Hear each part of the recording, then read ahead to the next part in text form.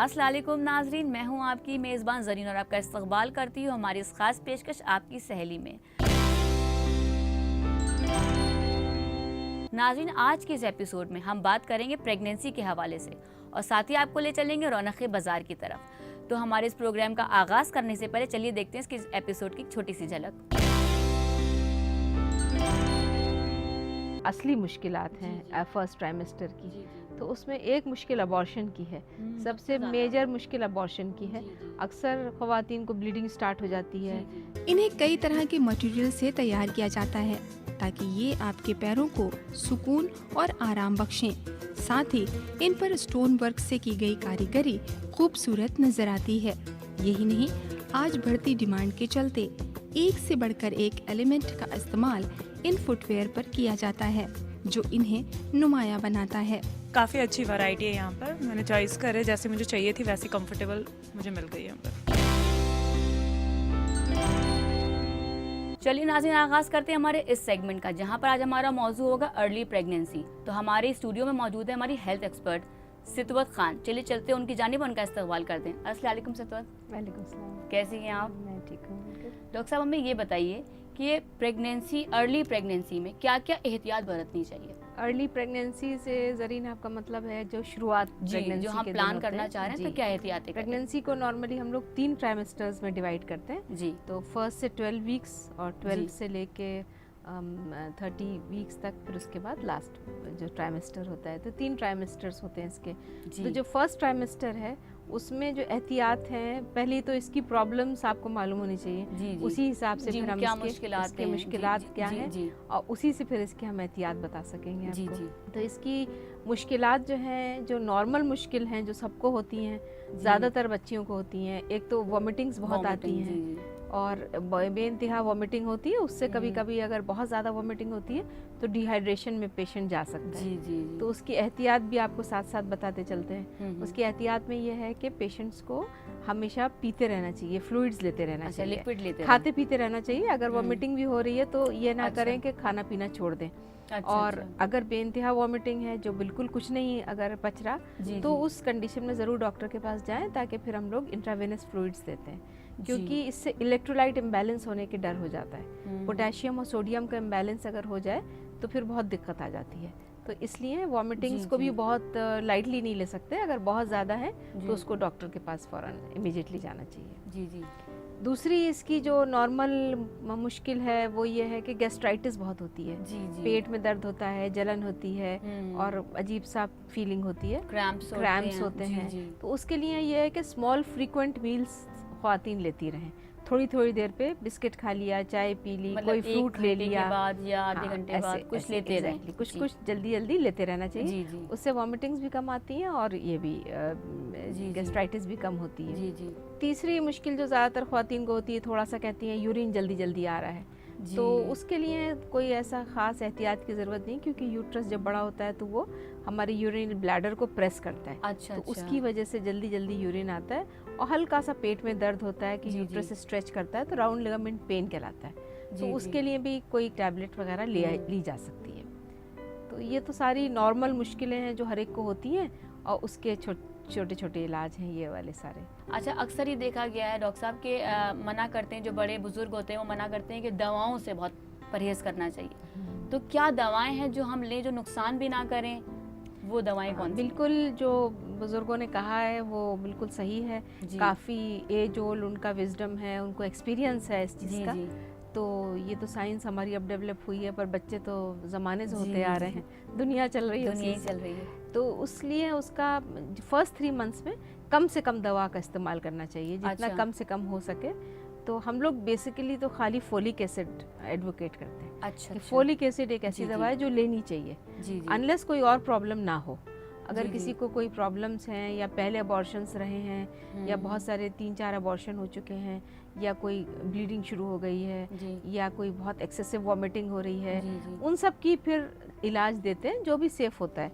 लेकिन अगर किसी को कोई प्रॉब्लम नहीं है और नॉर्मल ये सिम्टम्स हैं, तो कम से कम दवाओं से काम चलाएं। अच्छा, विटामिन्स की जो कैप्सूल्स दिए जाते हैं जी, वो हम लोग जो है वो 12 वीक्स के बाद रिकमेंड करते हैं। फर्स्ट 3 मंथ्स में, क्योंकि सब बच्चे के ऑर्गन्स डेवलप हो रहे होते हैं, सारे जगह के मतलब बड्स होती हैं, तो वो बहुत ही फॉर्मेटिव स्टेज होती है बच्चे की, तो उसको बिल्कुल एज नेचुरल एज पॉसिबल छोड़ दिया जाए तो वो ज़्यादा अच्छा कोशिश करें कि आप अपने खान पान में ही विटामिन लें, ना कि आप दवाओं पे ध्यान दें ज़्यादा। 3 मंथ्स के बाद ज़रूर कैल्शियम और आयरन हम लोग स्टार्ट। बहुत लोगों की आम परेशानी कि मिसकैरेज बहुत जल्दी हो रहे हैं आजकल। अब जैसे मैंने शुरू में बात की थी नॉर्मल मुश्किलात की, अब मैं आपको बताऊंगी जो असली मुश्किलात हैं फर्स्ट ट्राइमेस्टर की। तो उसमें एक मुश्किल अबॉर्शन की है, सबसे मेजर मुश्किल अबॉर्शन की है। अक्सर ख्वातीन को ब्लीडिंग स्टार्ट हो जाती है, या जो है ब्राउनिश डिस्चार्ज शुरू हो जाता है, तो या फिर एकदम से विजाइनल इन्फेक्शंस हो जाते हैं जिससे बहुत इचिंग होती है उन लोगों को, या यूरिन इन्फेक्शंस हो सकते हैं जिससे यूरिन करते में बहुत पेन होता है, या सीवियर कॉन्स्टिपेशन हो जाता है, या कोई फीवर हो जाता है। तो ये सारी मुश्किलात असली मुश्किलात हैं जिनको जो है डॉक्टर के पास ज़रूर कंसल्ट करना चाहिए। और जैसे आपने अबॉर्शंस का कहा, मिसकैरेजेस का कहा, तो ये अपने में एक पूरा टॉपिक है डिस्कशन का। अबॉर्शंस क्यों होते हैं और क्या इसके रीजंस हैं और कैसे इसको हम लोग इलाज करते हैं, तो ये हम आपको बता सकते हैं। बस शॉर्ट में यही बता सकते हैं कि जितना प्रेगनेंसी में फर्स्ट 3 मंथ्स में रेस्ट लिया जाए, कोई हैवी वेट ना उठाएं, कोई ऐसी चीज़, कोई जैसे कुछ लोग उमूमन बच्चों को गोद में ले लेते हैं, इस तरह से ना करें, क्योंकि थोड़ा प्रिकॉशंस बहुत ज़रूरी है ताकि कोई पेट पे आपके जोर ना लगे, और कम से कम इस वजह से अबॉर्शन ना हो। बाकी अबॉर्शंस के बहुत सारे रीज़न हैं जो हम लोग फिर किसी एक एपिसोड में पूरा डिस्कस कर लेंगे। कि जेनेटिक कॉजेज़ भी हैं इसकी जो हैं वो इन्फेक्टिव कॉजेज़ भी हैं इसकी, और इसकी जो है बहुत सारी ये मतलब देखा गया है ना कि जब अल्ट्रासाउंड कराओ तो बच्चे का मतलब ये देखते हैं फीटस का हार्ट नहीं होता है बना हुआ। उसमें धड़कन नहीं आती है, उसी को मिस्ड अबॉर्शन कहते हैं। उसका मतलब यही होता है कि प्रेगनेंसी स्टार्ट हुई बट किसी वजह से, किसी इन्फेक्शन की वजह से, या कोई जेनेटिक फैक्टर की वजह से, या कोई क्रोमोसोमल डिफेक्ट की वजह से बच्चा ग्रो नहीं कर पाया। डॉक्टर साहब, हम आपको यहीं पे रोकना चाहेंगे क्योंकि वक्त हो चुका है वक्फे का। तो नाज़रीन, अगर आपके भी कुछ सवालात है जिन्हें आप हमसे पूछना चाहते हैं या हमारे एक्सपर्ट से राय लेना चाहते हैं, तो आप हमारे फेसबुक के पेज पे अपने क्वेश्चन पूछ सकते हैं। आप हमें ईमेल भी कर सकते हैं। हमारा ईमेल आईडी है aks@etv.co.in। नाज़रीन, वक्त हो चुका है एक वक्फे का, लेकिन वक्फे के बाद हम आपको बताएंगे कि हमल के दौरान आपको किन ज़रूरी एहतियातों को अपनाना पड़ेगा। तो नाज़रीन, कहीं मत जाइएगा, देखते रहिए हमारी खास पेशकश आपकी सहेली।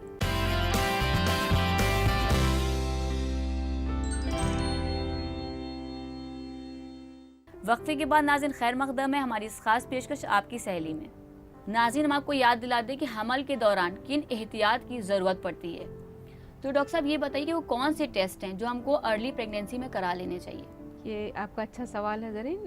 अर्ली प्रेगनेंसी में हम लोग एक एंटीनेटल प्रोफाइल होता है जो हम लोग कराते हैं, जिसके अंदर एक पैकेज में पूरा हीमोग्लोबिन, जो पेशेंट का हीमोग्लोबिन बताता है, जिससे मालूम होता है कि पेशेंट एनीमिक तो नहीं है, शुगर्स, और अगर कहीं फैमिली हिस्ट्री है डायबिटीज़ की तो हम लोग हीमोग्लोबिन A1C कराते हैं। उसके बाद एक यूरिन की रूटीन जांच, उसके अलावा HIV का टेस्ट, VDRL का टेस्ट और ब्लड ग्रुप, ये सारे टेस्ट एक पैकेज में होते हैं, और थायराइड फंक्शन टेस्ट। तो ये टेस्ट हम फर्स्ट 3 मंथ्स में कराते हैं, ताकि अगर इसमें कोई ऐसी चीज़ निकलती है जिसका इलाज ज़रूरी होता है तो उसका फिर इलाज हम लोग शुरू करते हैं।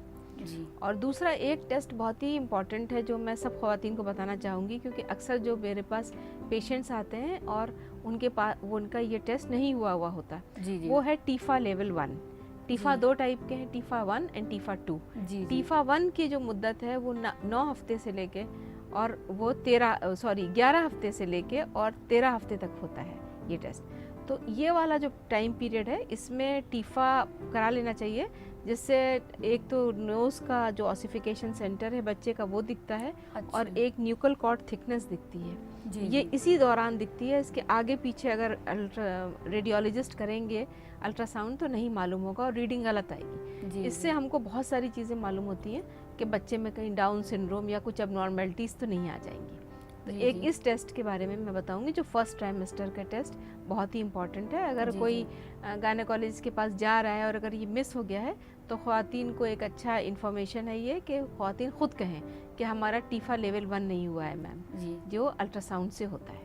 तो डॉक्टर साहब आप ये बता रही थी टीफा के बारे में, तो हमारी कुछ ख्वातीन को नहीं पता टीफा क्या होता है, आप टीफा के बारे में मज़ीद जानकारी दीजिए। जी, टीफा जो है ये बहुत ही इम्पोर्टेंट अल्ट्रासाउंड है। एक अल्ट्रासाउंड से एक टेस्ट होता है, इसके 2 टेस्ट होते हैं, टीफा 1 और टीफा 2 जी। ये एक टेस्ट है जिससे बच्चे में एबनॉर्मलिटीज़ का काफ़ी पता चलता है। जी जी। और टीफा लेवल 1 जो है वो वही 11 हफ्ते से 13 हफ्ते तक होता है जैसे मैंने बताया जी। और टीफा लेवल 2 जो है वो 20 हफ्ते के बाद होता है। 20 हफ्ते के बाद इसलिए होता है कि बच्चा अच्छा खासा फॉर्म्ड हो गया होता है, तो उसमें पूरी डिटेल स्टडी होती है बच्चे की, ब्रेन की, किडनी की, लिम्स की, पूरे एब्डोमेन की।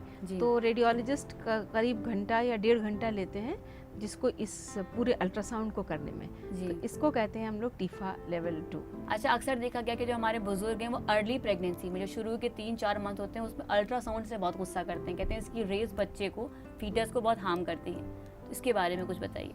ये अल्ट्रासाउंड अब बहुत सालों का हो गया है, मेरे ख्याल से काफ़ी मोर देन 50-60 इयर्स, इसका एग्जैक्ट मुद्दत मुझे याद नहीं, लेकिन ये होता आ रहा है और अभी तक इसका कोई भी बुरा इफेक्ट किसी बच्चे पे नहीं पता चला। क्योंकि ये सिर्फ साउंड वेव्स हैं, तो जो साउंड वेव्स में हम सराउंडेड रहते हैं, तो वही साउंड वेव्स हैं वो जो टारगेट करती हैं डिफरेंट टिश्यूज़ को डिफरेंट वेवलेंथ पे, वो हमारी स्क्रीन पे निकल के आ जाता है। तो इससे कोई बहुत ही हेल्पफुल इन्वेस्टिगेशन है और इसका कोई भी, सब लोग अपने दिमाग से वहम निकाल दें कि अल्ट्रासाउंड से कोई परेशानी, अल्ट्रासाउंड से कोई परेशानी नहीं है। और टीफा भी एक अल्ट्रासाउंड ही है, कुछ नहीं, ये एक अल्ट्रासाउंड होता है, खाली अल्ट्रासाउंड है जिसका अलग से नाम दे दिया गया है, वही प्रोब होती है, वही अल्ट्रासाउंड होता है। जी। बल्कि आजकल अल्ट्रासाउंड 3D 4D भी आ गए हैं जिससे बच्चे को पूरा आप देख सकते हैं, बच्चे को पूरा, बच्चे का कॉम्प्लेक्शन, बच्चा पूरा उभर के आ जाता है, बच्चे के फीचर्स करता है, उसका मूवमेंट भी दिखता है, सब पूरा।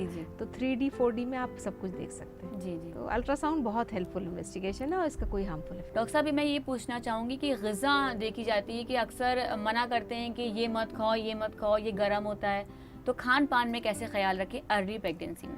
अर्ली प्रेगनेंसी में जो है वैसे भी ख़वातीन को काफ़ी चीज़ें बुरी लगती हैं खाने में, कुछ अच्छी लगती हैं, काफ़ी लोगों को फूड फैटिज़म होने लगता है और देखा यही गया है कि बहुत ही कम ख़वातीन इस पीरियड में खाना खाना चाहती हैं। जी। क्योंकि काफ़ी वॉमिटिंग्स रहती हैं, गैस्ट्राइटिस रहती है, स्मेल नहीं अच्छी लगती है, तो बहुत ज़्यादा फूड रिस्ट्रिक्ट नहीं कर सकते इसमें। जो भी उनका दिल चाहे वो खा सकती हैं, लेकिन अगर पॉसिबल हो तो मिठाइयाँ, जो फ्रैंक स्वीट्स हैं या केक्स हैं, पेस्ट्रीज़ हैं, और या बहुत सॉल्टी चीज़ें, उनका थोड़ा सा कम इस्तेमाल करें। वैसे कोई बहुत ख़ास हम लोग फर्स्ट 3 मंथ्स में रिस्ट्रिक्ट नहीं करते हैं। पपीता लोग कहते हैं नहीं खाना चाहिए, क्या ये सही है? मेडिकल साइंस की तरफ से तो कुछ नहीं है, लेकिन ये एज ओल्ड बिलीफ है पपीता और पाइनएप्पल। जो हमने बाहर भी काम किया है हिंदुस्तान से, तो वहाँ भी लोग पाइनएप्पल और पपीते को मना करते थे। तो कुछ ना कुछ बात रही होगी, कुछ लोगों ने स्टडी डाली होगी या कुछ ऑब्जर्वेशंस होंगे लोगों के, तो अगर ये 2 फ्रूट ना भी खाएं तो कोई बहुत फ़र्क नहीं पड़ता है। डॉक्टर सितवत, इसी के साथ हम अपने एक व्यूअर का क्वेश्चन इस शो में शामिल करना चाहेंगे। रूबीना है कश्मीर से, जिनकी एज 30 ईयर्स है और जिनको प्रॉब्लम है मंथ में 2 बार पीरियड्स होने का, तो क्या ये नॉर्मल है या एबनॉर्मल है, इस बारे में कुछ बताइए। एज उनकी 30 इयर्स है और अगर उनको ये एक ही या 2 ही बार ऐसा एपिसोड हुआ है जिसमें उनको पीरियड्स 2 बार हो गए हैं, तो इसमें कोई ज़्यादा परेशानी की बात नहीं है। अक्सर कोई साइकोलॉजिकल प्रेशर्स या ट्रॉमा या किसी चीज़ में इंसान अगर उलझा हुआ है, तो अक्सर ऐसा होता है कि पीरियड गायब भी हो जाता है और पीरियड जल्दी हो भी जाता है। लेकिन अगर ये चीज़ एक मेंस्ट्रुअल कैलेंडर आप रूबीना बना लीजिए अपना, और अगर ये चीज़ आपको नेक्स्ट मंथ भी होती है तो ज़रूर एक अल्ट्रासाउंड अपना करा के देख लीजिएगा कि उसमें कोई सिस्ट तो नहीं है या कोई छोटा मोटा फाइब्रॉइड तो नहीं डेवलप हो रहा या और कोई ऐसी चीज़ तो नहीं है जिसकी वजह से ये आपको हो रहा है। और एक आपका थायराइड फंक्शन टेस्ट भी होना चाहिए अगर आपका पीरियड ये दोबारा इस तरह से होता है। तो ज़्यादातर तो ये फंक्शनल ब्लीडिंग कहलाती है, लेकिन कोई ना कोई कभी कभार रीज़न भी इसका होता है जो इन्वेस्टिगेशन से मालूम हो जाएगा। फ़िलहाल आपको कोई अभी एकदम इमीडिएट ट्रीटमेंट की ज़रूरत नहीं है। एक मेंस्ट्रुअल कैलेंडर अपने 6 मंथ्स का आप बना के रखिए। अक्सर ये चीज़ें जो है अपने आप से करेक्ट हो जाती हैं। और अगर आपके बच्चे नहीं हैं अभी, आप प्रेगनेंसी प्लान कर रही हैं, तो बेशक आपको डॉक्टर को दिखाना चाहिए, क्योंकि इसका मतलब ये भी हो सकता है कहीं आप पॉलीसिस्टिक ओवरीज की शिकार ना हो रही हों। अगर आपके बच्चे हैं और अगर आपका कोई फेस पे हेयर ग्रोथ नहीं है, आपका वेट नहीं बढ़ रहा है ज़्यादा, तो कोई ज़्यादा घबराने की बात नहीं है, ये हो सकता है अपने आप से करेक्ट हो जाए। डॉक्टर साहब हमारे शो में आई और आपने हमारी ख्वातीन को इतनी उम्दा जानकारी दी प्रेगनेंसी के हवाले से, आपका बेहद शुक्रिया। तो देखा नाज़रीन आपने कैसे रुबीना को उनके सवाल का जवाब मिला। अगर आपके भी हैं कुछ सवालात सेहत के हवाले से तो आप हमारे फेसबुक के पेज पे अपने क्वेश्चन पूछ सकते हैं या आप हमें ईमेल भी कर सकते हैं। हमारा ईमेल आईडी है aks@etv.co.in। तो नाज़रीन वक्त हो चुका है एक वक्फे का, लेकिन वक्फे के पार हम आपको ले चलेंगे रौनक बाजार की तरफ। तो कहीं मत जाइएगा, देखते रहिए हमारी ये खास पेशकश आपकी सहेली।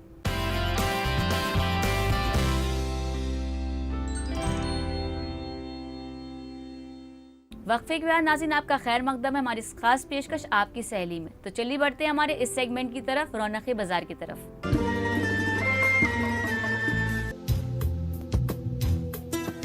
फैशन तो हर दौर में बदलता रहता है और किसी भी चीज़ का फैशन तवील वक्त तक नहीं रहता। वक्त और हालात के मुताबिक इसमें तब्दीलियां आती रहती हैं। कुछ ऐसा ही है फुटवेयर का फैशन भी, जिसमें वक्त ब वक्त काफ़ी बदलाव आए हैं। यूँ तो हर खातून का अंदाज अलग होता है, लेकिन जब बात हो नए लेटेस्ट ट्रेंड्स को फॉलो करने की तो इस पर सभी आगे रहना चाहती हैं और सभी की राय एक हो जाती है। इसीलिए आज हम खवातीन के लिए लेकर आए हैं ऐसे ही कुछ लेटेस्ट ट्रेंड के फुटवेयर्स की जानकारी, जिन्हें आप किसी भी मौके पर पहनकर अपनी शान बढ़ा सकती हैं। सबसे पहले अगर बात करें नए फैशन की तो यकीनन जो तस्वुर आपके जहन में उभरता है वो है इनकी खूबसूरत डिज़ाइन, क्योंकि आज बाज़ार में डिज़ाइनर फुटवेयर्स की बड़ी रेंज बाज़ार में दस्तयाब है। इन पर की गई डिज़ाइन और ख़ास काम ही इनकी पहचान है, जो इन्हें मुख्तलिफ बनाती है। अलग तरह की कटवर्क इनको नुमाया बनाता है। खासकर इन पर की गई कारीगरी बड़ी मशक्क़त से की जाती है। इनमें डिटेलिंग के साथ बड़े इत्मीनान से काम किया जाता है, तभी तो हर पीस खास और अलग नजर आता है।